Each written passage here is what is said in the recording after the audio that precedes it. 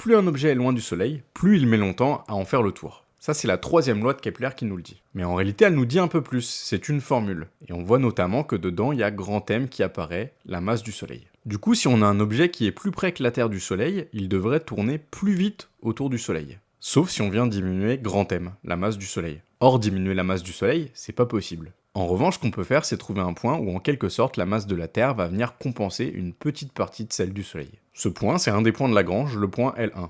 Et bien sûr, on ne compense pas réellement des masses, mais on compense des forces. Au point L2, on est un peu plus loin que la Terre du Soleil. Il faudrait donc en quelque sorte venir augmenter la masse du Soleil. Et ça, encore une fois, c'est la Terre qui va venir artificiellement augmenter celle du Soleil. En faisant des calculs plus ou moins compliqués et de la géométrie, on se retrouve avec 5 points de Lagrange. Et ces 5 points, ils ont pour particularité que si on y place un objet, alors ils vont orbiter autour du Soleil avec la même période que la Terre. On utilise notamment cette propriété pour y placer des objets artificiels.